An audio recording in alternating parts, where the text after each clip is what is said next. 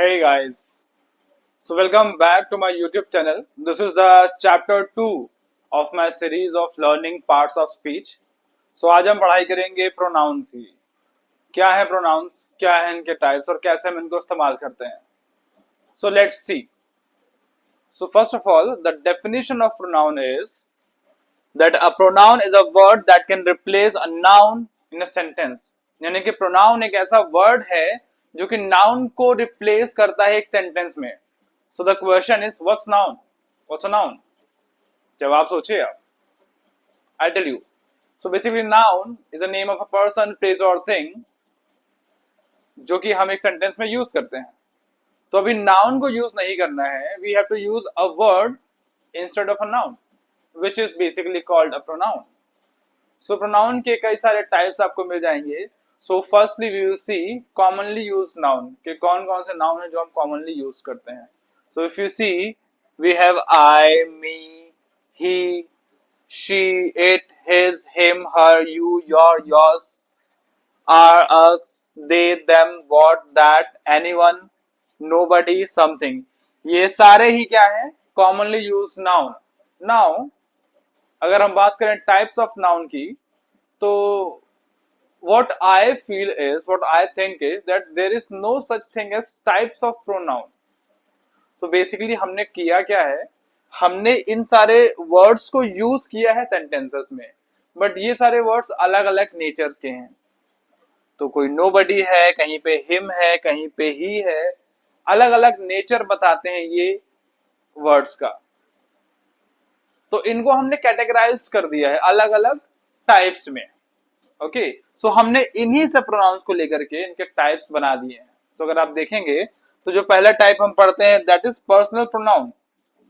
Personal pronoun में कौन कौन से प्रोनाउन हम यूज कर लेते हैं? I, you, she, it, we, they, me and अस.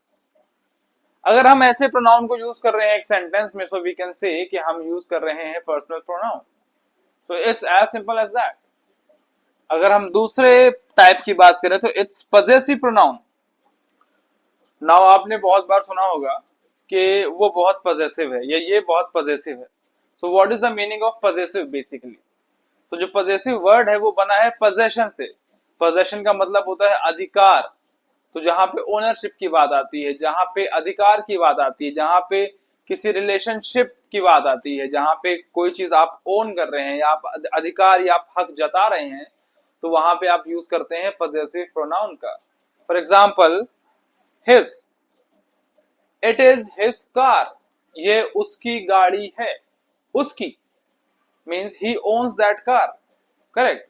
तो यहाँ पे जो हिज है वो अधिकार के लिए आया है.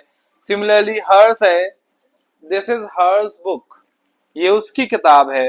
आर्स, देयर्स और योर्स भी ऐसे ही मैनर में यूज होते हैं. The third pronoun is relative pronoun. So what's a relative pronoun? जहां पे रिलेशन बताया जा रहा हो. So who, whom, which, what, that हम यूज करते हैं. बट ध्यान रखिएगा ये क्वेश्चन के फॉर्म में नहीं यूज करते हैं. ये इंटेरोगेट करने के लिए, क्वेश्चन पूछने के लिए यूज नहीं किए जाते हैं. ये यूज किए जाते हैं रिलेशन बताने के लिए. फॉर एग्जाम्पल, अगर आप स्कूल जाएं और आपके फादर वहां पे बाद में आए, तो आप सर से बोल सकते हैं कि the person who is standing there is my father. The person who is standing there, who, ये है हु. आपने रिलेशन बताने के लिए किस वर्ड का इस्तेमाल किया? हु. इसी तरह से कई सारे सेंटेंसेस आप इस्तेमाल कर सकते हैं, जैसे the pen which is in your bag is mine. जो पेन है जो कि आपके बैग में है, पेन जो कि आपके बैग में है, विच is in your bag is mine, वो मेरा है. तो यहाँ पे विच आपने यूज किया पेन के साथ अपना रिलेशन बताने के लिए. चलिए आगे बढ़ते हैं. अब ये रिफ्लेक्सिव प्रोनाउन. अभी अगर आप देखेंगे तो रिफ्लेक्सिव प्रोनाउन में और इंटेंसिव प्रोनाउन में दोनों में ही आपको myself, yourself, herself, और यहाँ पे रिफ्लेक्सिव में भी myself, yourself, herself मिलेगा. So I tell you the difference also. First will study reflexive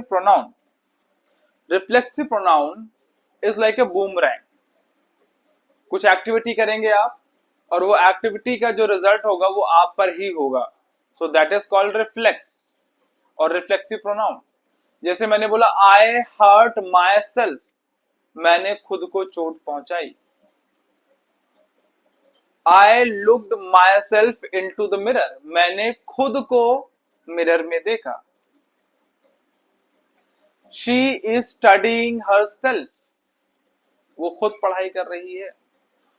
अगर हम कोई एक्टिविटी कर रहे हैं, कोई एक्शन कर रहे हैं, और उसका रिजल्ट भी हम पर ही हो रहा है, घूम कर आ रहा है, that is called reflexive pronoun और reflex pronouns. I think it is clear for you. And then we come to indefinite pronoun. So what is the meaning of indefinite? Indefinite मतलब जो definite नहीं है। कभी आपने मूवीज में या series में सुना होगा कि जब कोई इंसान किसी से बात करता है तो रिप्लाई में अगला इंसान बोलता है डेफिनेटली। डेफिनेटली मतलब निश्चित रूप से। इनडेफिनेट का मतलब है जहां पे निश्चित नहीं है, डिसाइडेड नहीं है, कंफर्म नहीं है, सर्टेन नहीं है। Like somebody stole my pen, किसी ने मेरा पेन चुरा लिया। I am not sure who, correct. Anybody has a paper in the class, किसी के पास पेपर है। No one, anywhere, go anywhere but find my pen, कहीं भी जाओ बट मेरा पेन ढूंढो। So this is for you indefinite pronoun. जहां पे चीजें निश्चित नहीं है वहां पे हम इनडेफिनेट प्रोनाउन का इस्तेमाल करते हैं। हम आगे आते हैं तो हमारे पास है demonstrative pronoun.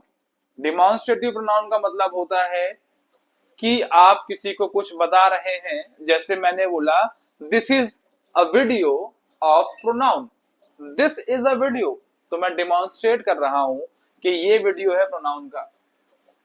That is my phone, वो मेरा फोन है। दिस इज माई रूम, ये मेरा रूम है। तो मैं आपको बता रहा हूं, डिमॉन्स्ट्रेट कर रहा हूं। तो यहाँ पे हम दिस, दैट, दीज और दोस का यूज करते हैं। फिर आता है interrogative pronoun. This is not anywhere related to the relative pronoun. यहाँ पे भी who, whom, which, what, that का यूज हुआ है। यहाँ पर भी अगर आप देखेंगे तो आपको हु, हुम, व्हाट, विच, हुज का यूज हुआ है। और मैंने ब्रैकेट में लिखा हुआ है आस्किंग क्वेश्चंस, जहां पे आपको ये मालूम चल जाएगी भाई क्वेश्चंस पूछे जा रहे हैं, रिलेशन बताया नहीं जा रहा है, पूछा जा रहा है, और ऑब्वियसली एक क्वेश्चन मार्क तो होगा ही। So it is called interrogative pronoun. I think this is one of the easiest pronoun to understand. And then we have intensive pronoun. Now what is intensive pronoun? Which is similar to reflexive pronoun. If we see, the pronouns are same but the usage is different. So reflexive में अगर आप याद करें तो मैंने आपको क्या बताया था, reflexive is like a boomerang. Action होता है और वो जो करने वाला है, जो डूअर है, जो सब्जेक्ट है, उस पर ही होता है, that is reflexive, like a boomerang.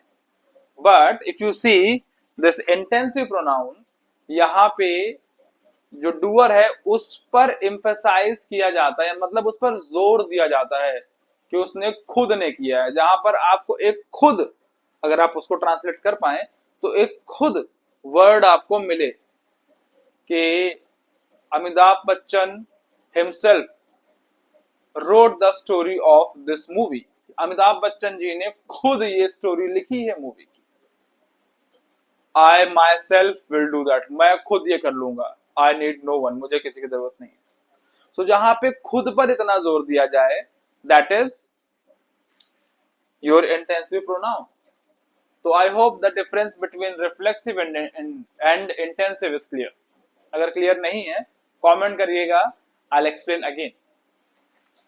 And then we have our last but not the least pronoun, which is reciprocal. What is reciprocal? आपने मैथमेटिक्स में फ्रैक्शन में भी पढ़ा होगा reciprocal, reciprocate कर दो, means उल्टा कर दो, like each other, कि say sorry to each other। जब पेरेंट्स या टीचर्स के सामने आप लड़ते हो तो टीचर क्या बोलते हैं कि से सॉरी टू ईच अदर, एक दूसरे को सॉरी बोलो, आप इनको बोलो, ये आपको बोलेंगे। और वन अनदर, कि एक दूसरे को बोलो। Okay, so I tell you one more thing which is not related to pronoun.